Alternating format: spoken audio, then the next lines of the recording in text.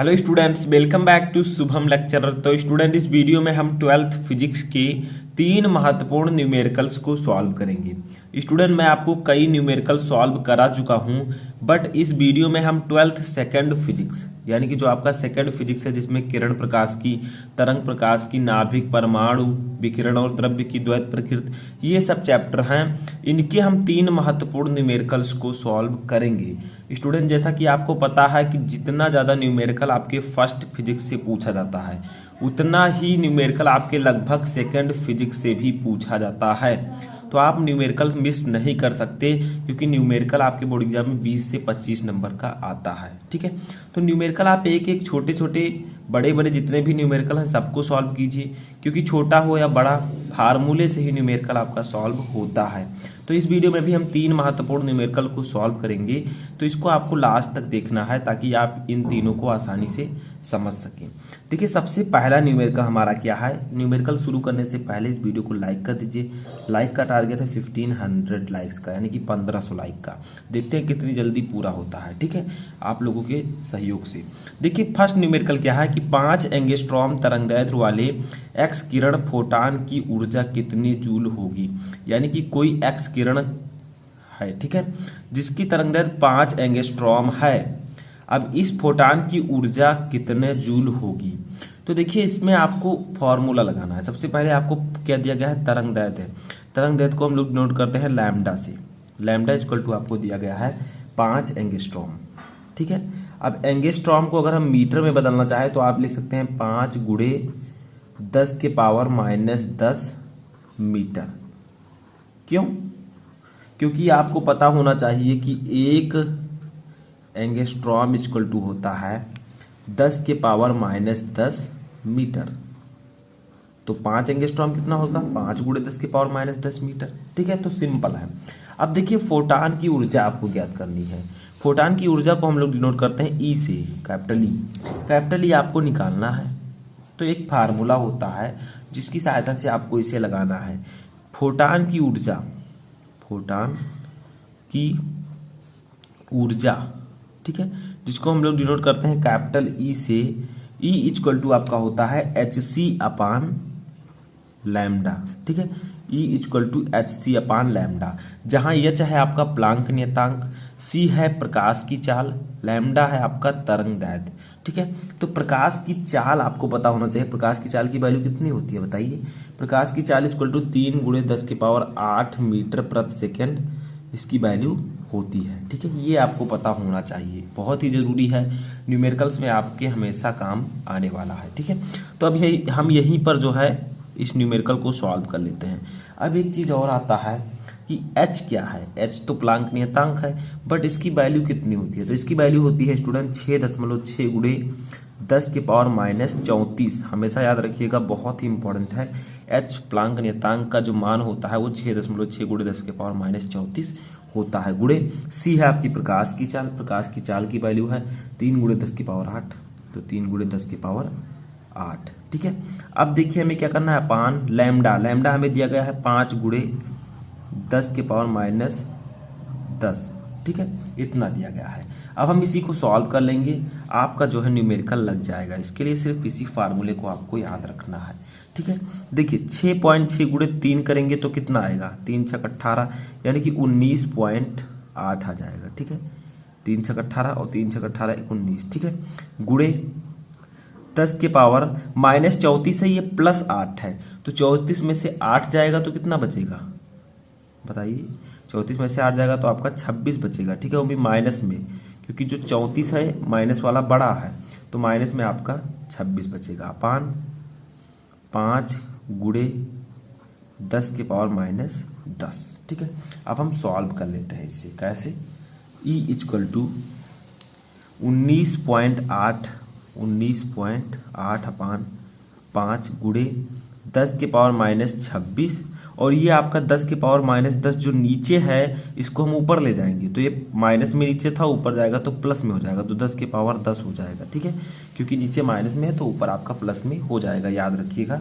ठीक है, E equal to हम इसे काट देते हैं, 5 × 15, यानी कि आप जब इसे काटेंगे तो आपका आएगा 3 दशमलव, ठीक है, 3.96, ठीक है। 5 × 15, 4 8, ये आपका आएगा 3.96 गुणे 10⁻26 है। 26 में से अब हमें 10 घटाना है। 26 जो है माइनस में है और बड़ा है 10 से, ठीक है, तो माइनस में ही आंसर आएगा। तो 10⁻26 में से 10 जाएगा तो 16 बचेगा। तो E = 3.96 गुणे 10⁻16 और ऊर्जा का मात्रक होता है जूल। तो ये आपका इतना आंसर आ जाएगा। अतः हम कह सकते हैं कि फोटान की जो ऊर्जा होगी वो 3.96 गुणे 10⁻16 जूल होगी।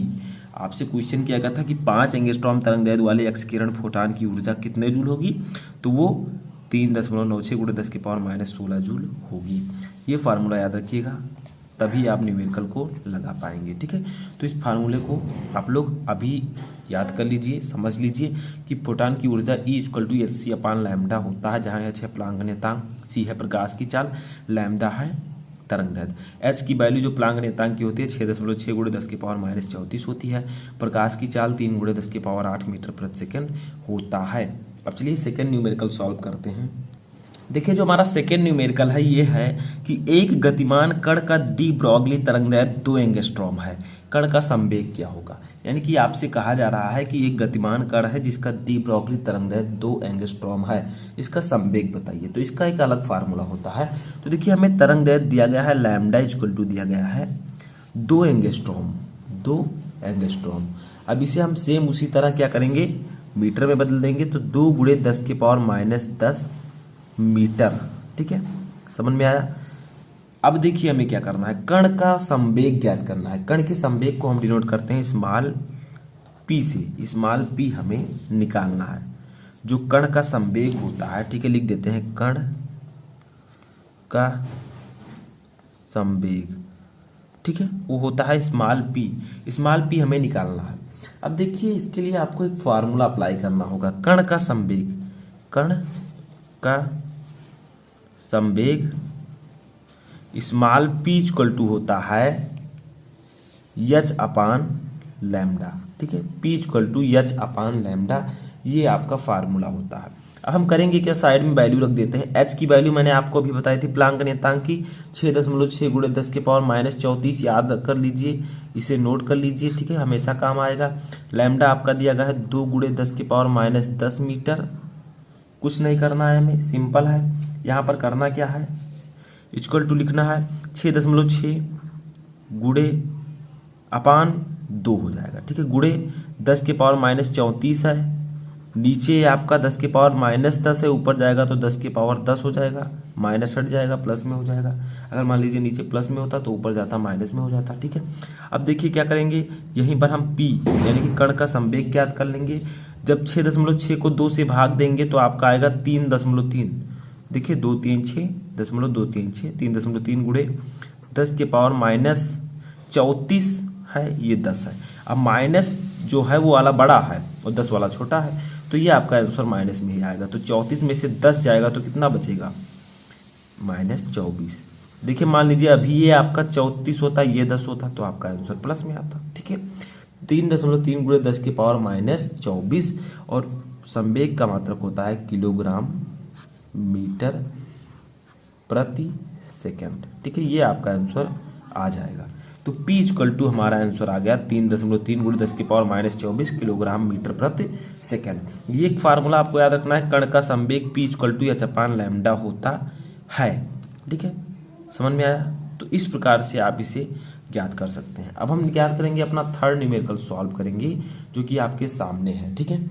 ये न्यूमेरिकल क्या है कि 1 मिलीग्राम द्रव्यमान क्षति से कितने जूल ऊर्जा मुक्त होगी। यानी कि आपको क्या दिया गया है, मास दिया गया है द्रव्यमान की, 1 मिलीग्राम द्रव्यमान है, ठीक है, इसकी क्षति से कितने जूल ऊर्जा मुक्त होगी। मान लीजिए 1 मिलीग्राम द्रव्यमान है, उसका क्षति हो रहा है, वो नष्ट हो रहा है, तो कितने जूल ऊर्जा उससे मुक्त होगी। तो देखिए हमें दिया गया डेल एम, इसकी भाषा में हम लोग लिखते हैं डेल एम, द्रव्यमान को एम नहीं जबकि डेल एम लिखते हैं, बहुत छोटी मात्रा है, तो 1 मिलीग्राम है, देखिए कितनी अल्प मात्रा है, ठीक है, तो इसीलिए हम लोग इसे डेल एम से डिनोट करते हैं 1 मिलीग्राम।